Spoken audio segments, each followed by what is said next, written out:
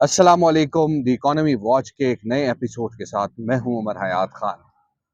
बात हम करेंगे आज, जिस तरह हमने एक आपको पहले बताया था कि साबिक वजीर ख़जाना और सेनेटर जो है इसहाक डार पाकिस्तान आ रहे हैं, और अब ये खबर मिल चुकी है कि इसहाक डार जो है वो 7 अक्टूबर से पहले पाकिस्तान आएंगे और मिफ्ता इस्माइल को रिप्लेस करेंगे। अगरचे उन्होंने ये कहा है कि मुस्लिम लीग नून या नवाज शरीफ या शहबाज शरीफ की मुशावरत से जो भी फैसला होगा, लेकिन हमारे हमारे जो ज़राए हैं उनके मुताबिक ये कहा जा रहा है कि वज़ीर ख़ज़ाना मिफ्ता इस्माइल को इसहाक डार रिप्लेस करने के लिए आ रहे हैं, क्योंकि मिफ्ता इस्माइल की जो इस वक्त हमें कारकर्दगी नज़र आ रही है, ख़ास तौर पर वो तसल्ली बख्श नहीं है।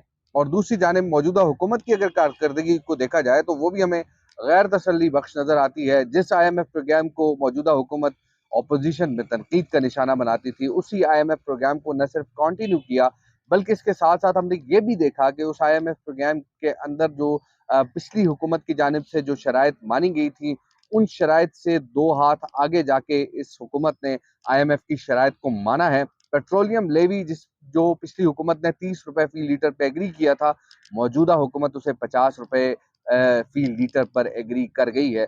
तो ये एक ऐसी चीज़ें हैं कि जिससे पाकिस्तान के अंदर महंगाई की एक नई लहर सामने आई है, और हर चीज़ जो है वो महंगी होती जा रही है, और ख़ास तौर पर आटा जो है वो 297 रुपए 42 पैसे फी बैग जो है वो महंगा हुआ है। तो ये ऐसी चीज़ें हैं कि इससे मौजूदा हुकूमत की जो कारकर्दगी है वो सामने आती है कि एक तरफ हम देख रहे हैं कि माफियाज सरगर्म हैं, कार्टल्स जो हैं वो बन रहे हैं, लेकिन दूसरी जानिब इस हुकूमत की रिथ हमें कहीं भी नज़र नहीं आती। कुछ दिन पहले किसानों ने एहतजाज किया और आज मजदूर इत्तेहाद जो है वो एहतजाज कर रहा है, क्योंकि वजह यही है कि इस वक्त जो लोगों का तर्ज मुआशरत है या तर्ज ज़िंदगी है वो बराह रास्त मुतासर हो रहा है, और अवाम को एक वक्त की रोटी के भी अब लाले पड़ चुके हैं, और मौजूदा हुकूमत अवाम को रिलीफ देने के लिए कोई भी इकदाम करते हुए नज़र नहीं आ रही। और ये भी हम देख रहे हैं कि यूटिलिटी स्टोर्स, जहाँ पर ये कहा जा रहा है कि सब्सिडाइज अशिया मिल रही हैं, यूटिलिटी स्टोर्स पर लाइनें लगी हुई हैं, लेकिन अवाम को वो सब्सिडाइज अशिया नहीं मिल रही। गरीब अवाम खास तौर पर सब्सिडाइज अशिया जो जिनको चीनी 70 रुपए में मिलनी थी, आटा 950 का मिलना था, घी 300 का मिलना था, वो भी नहीं मिल रहा, और एक शॉर्टेज जो है वो सामने आ रही है। और हुकूमत की जानिब से ये कहा जा रहा है कि अवाम को रिलीफ दिया जा रहा है। अवाम को इस वक्त कोई रिलीफ नहीं है, अवाम इस वक्त तकलीफ में मुब्तला है, और एक ऐसी तकलीफ में कि जिसकी वजह से कई हमें ऐसे जो है चीज़ें देखने को मिल रही हैं। डकैतियों में इजाफा हो रहा है, चोरियों में इजाफा हो रहा है। लोग अपने अपने एक वक्त की रोटी के लिए अब डकैतियों और चोरियों पर उतर आए हैं। तो क्राइम रेट बढ़ रहा है, और इस वजह से हम देख रहे हैं कि जो आम लोग हैं वो परेशानी में मुब्तला हैं। अमन व अमान की सूरत हाल ख़राब हो रही है। कराची में स्ट्रीट क्राइम्स, इस्लामाबाद में स्ट्रीट क्राइम्स, रावलपिंडी में स्ट्रीट क्राइम, बड़े शहरों में स्ट्रीट क्राइम्स जो है वो जोर पकड़ते जा रहे हैं।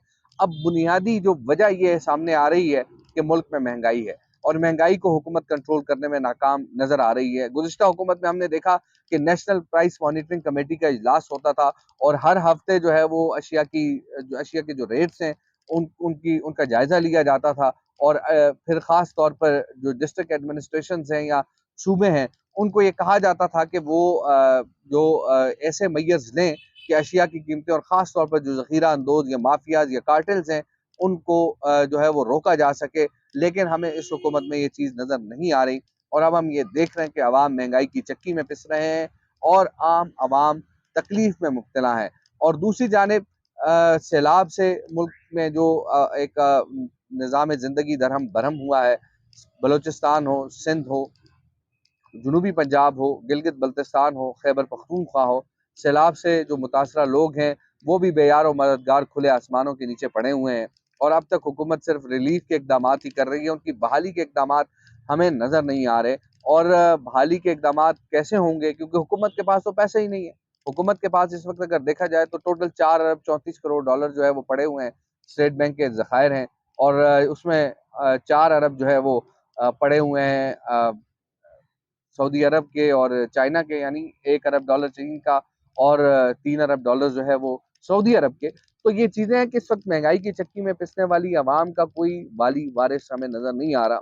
हुकूमत को ये चाहिए कि इस वक्त मौजूदा दौर में आवाम को इस महंगाई से निजात दिलाने के लिए एक तो नेशनल प्राइस मॉनिटरिंग कमेटी को फंक्शनल किया जाए, और दूसरा जो डिस्ट्रिक्ट एडमिनिस्ट्रेशन या सूबे हैं वो अपने तौर पर ये इकदाम करें कि जो कार्टल्स हैं, जो माफियाज हैं, उनको रोका जा सके अशिया के नर्ख बढ़ाने। मैं आपको एक और एग्जांपल दे देता हूँ। सिगरेट आप पीते हैं या नहीं पीते, लेकिन सिगरेट्स का जो रिटेल प्राइस है वो डब्बी पे कुछ और लिखी होती है और मार्केट में जो है वो उसका रेट डिफरेंट होता है, महंगे दामों फरोख्त होती है। तो ये एक एग्जाम्पल है। और ये अब देखें कि आप सिगरेट के रेट्स आप ठीक नहीं करवा सकते, तो इट मीन्स कि आप किसी चीज़ का रेट भी ठीक नहीं करवा सकते। तो ये हुकूमत की जिम्मेदारी बनती है। आटा महंगे दामों बिक रहा है, एक दुकान पे एक रेट में मिल रहा है, दूसरी दुकान पे दूसरे रेट पे। चीनी एक दुकान पे एक रेट है, दूसरी दुकान पे दूसरा रेट है। और हुकूमत ने ये कहा था कि इंडोनेशिया से पाम ऑयल आएगा तो खुर्दनी तेल सस्ता होगा, घी सस्ता होगा, लेकिन मार्केट में ना तो खुर्दनी तेल सस्ता हुआ, ना घी सस्ता हुआ। तो ये ऐसी चीज़ें हैं कि आखिर वो कौन लोग हैं जो बड़े पैमाने पर मुनाफा कमा रहे हैं और आवाम को जो है वो महंगाई की चक्की में पिसने पर मजबूर कर रहे हैं। हुकूमत को इस हवाले से एक्शन लेना होगा और हुकूमत को अपनी रेट कायम करनी होगी। अगरचे हुकूमत अपनी रेट कायम करने में हमें अब तक मुकम्मल तौर पर नाकाम नज़र आ रही है।